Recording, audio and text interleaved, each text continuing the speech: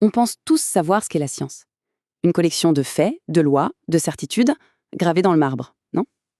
Et pourtant, l'histoire de cette idée, l'histoire de ce qu'on appelle la science, c'est une véritable épopée. Une saga tumultueuse, pleine de rebondissements, de trahisons et de révolutions. C'est un immense champ de bataille pour l'esprit humain. Alors, posons la question tout simplement. Qu'est-ce que la science? Si la réponse paraît évidente, attendez un peu. Parce que derrière ce simple mot se cachent des visions du monde radicalement opposées qui se sont affrontées pendant des siècles pour définir notre rapport à la vérité. Et voilà, le cœur du débat, il est là. Est-ce que la science est une lente accumulation de savoir, une sorte de grande pyramide de connaissances qu'on construit brique par brique vers un sommet de vérité absolue? Ou alors, est-ce que c'est plutôt une série de ruptures, de chocs violents, où chaque nouvelle ère vient démolir les fondations de la précédente pour tout reconstruire sur des bases complètement différentes? Bon, pour s'y retrouver, voici le plan de route. On va commencer avec la vision antique de la certitude, puis on assistera aux grandes déclarations de guerre contre ce passé. On verra la naissance des nouvelles règles du jeu, la tentative d'organiser tout ce nouveau savoir, avant de plonger dans le grand débat du XXe siècle. Et on terminera sur l'état actuel de cette quête qui semble sans fin. Allez, on remonte le temps, loin. Pendant près de 2000 ans, la pensée occidentale a été dominée par une seule et même figure, Aristote. Pour lui, le monde était un cosmos, c'est-à-dire un tout ordonné, fini, où chaque chose a sa place, son but. Et dans ce monde bien rangé, la science avait un rôle très, très précis. Alors là, ce qui est fascinant, c'est que pour Aristote, la science, ce n'est pas une découverte, c'est une démonstration. L'idée, ce n'est pas d'aller explorer le monde pour trouver des choses nouvelles, non. Il s'agit de partir de vérités premières, évidentes, comme tous les hommes sont mortels, et d'en déduire, logiquement, d'autres vérités. C'est ça, le fameux syllogisme scientifique. Et cette citation l'illustre parfaitement. La science, c'est la possession de ce raisonnement impeccable. Savoir, ce n'est pas observer, c'est prouver. La certitude ne vient pas de l'expérience qui peut nous tromper, mais de la pure logique déductive. C'est un système clos, d'une élégance et d'une puissance intellectuelle incroyable. Et maintenant, passons à l'homme qui a osé déclarer la guerre à 2 millénaires de certitude. Au début du XVIIe siècle, un Anglais, Francis Bacon, entre en scène et propose de tout mettre par terre. Son message est radical. Il dit « Stop ». La connaissance ne doit plus être tirée des ténèbres de l'Antiquité, c'est-à-dire des livres d'Aristote qu'on commente à l'infini. Non, elle doit être puisée directement à la source, la lumière de la nature. Fini les débats sur les textes anciens, place à l'expérimentation. C'est une rupture totale. Et pour bien marquer le coup, il appelle son œuvre majeure le Novum Organum, le nouvel outil. C'est une opposition directe à l'Organon, le traité de logique d'Aristote. Et regardez la page des titres, c'est une vraie déclaration d'intention.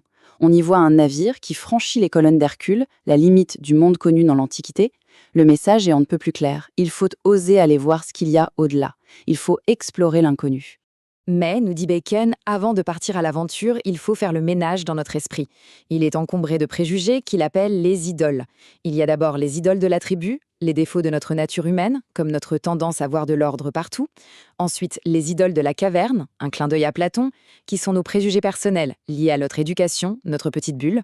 Puis viennent les idoles du forum, créées par les illusions du langage.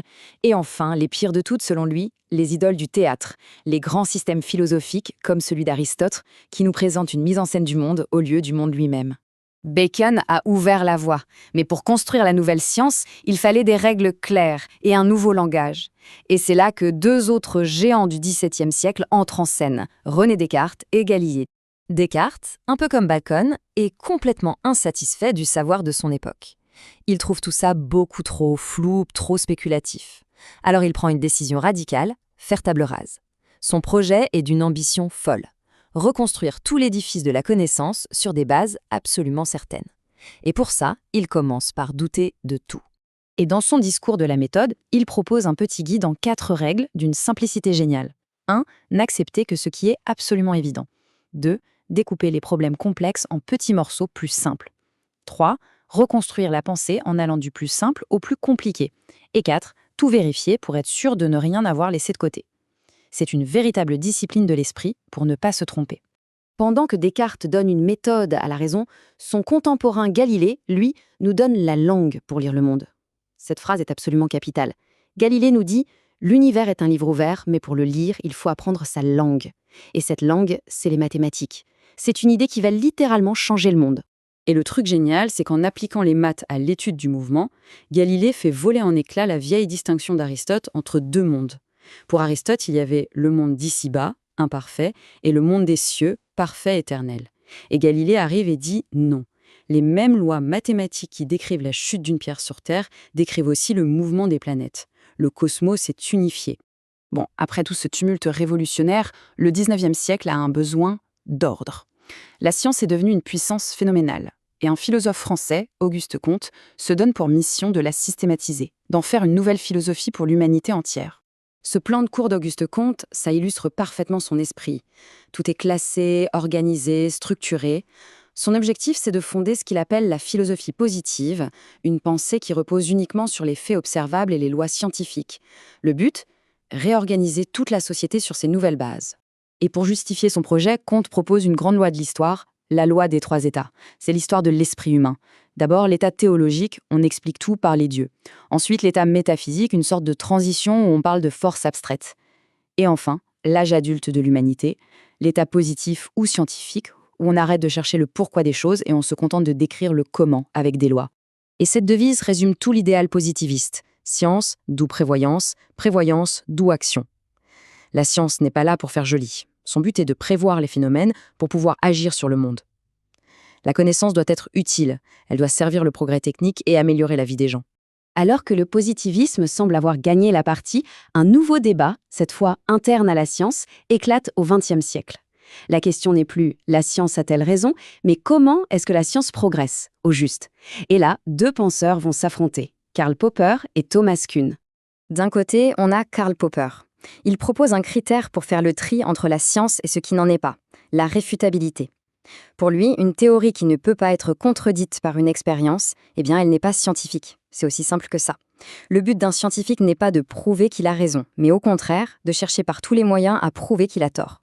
L'exemple classique, c'est celui du cygne. On a beau observer des millions de cygnes blancs, ça ne prouvera jamais de manière absolue que tous les cygnes sont blancs. Par contre, il suffit d'observer un seul, unique cygne noir pour démolir cette théorie. La science avance donc en éliminant les erreurs. La vision de Popper, c'est donc celle d'un progrès continu, logique, rationnel. Les scientifiques font des conjectures audacieuses, des hypothèses, et la communauté s'acharne à les tester pour les réfuter. Celles qui résistent aux tests sont renforcées, mais jamais considérées comme vraies pour toujours. On se rapproche de la vérité, pas à pas, par essai et erreur. Et face à Popper, Thomas Kuhn débarque avec une vision complètement différente. Il apporte le concept de paradigme. Un paradigme, qu'est-ce que c'est ?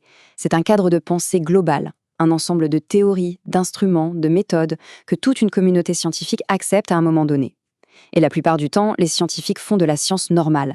Ils ne cherchent pas à casser le paradigme, au contraire, ils cherchent à résoudre des énigmes à l'intérieur de ce cadre. Un peu comme on essaye de faire entrer toutes les formes dans le trou carré de cette boîte.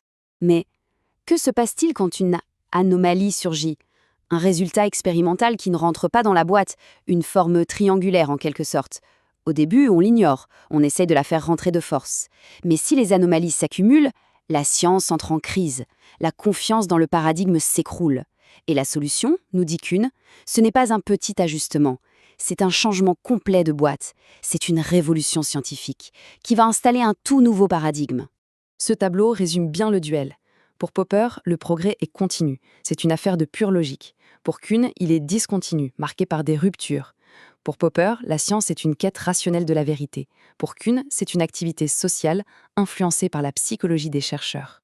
Chez Popper, on rejette une théorie face à une preuve. C'est un choix logique. Chez Kuhn, on se convertit à un nouveau paradigme. C'est presque un acte de foi, un changement de vision du monde.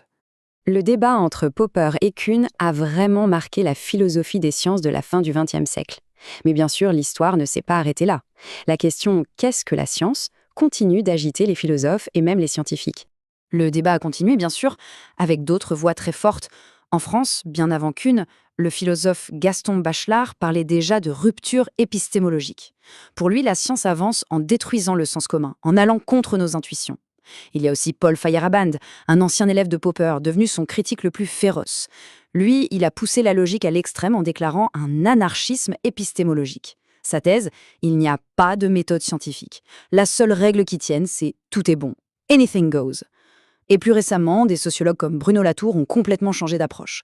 Au lieu de se demander comment la science devrait fonctionner, ils sont allés voir ce que les scientifiques font vraiment. Et leur conclusion, c'est que les faits scientifiques ne sont pas simplement découverts, ils sont construits, négociés dans les laboratoires à travers des réseaux complexes d'humains et de machines. Alors au final, s'il y a une chose à retenir de tout ce parcours, c'est peut-être ça.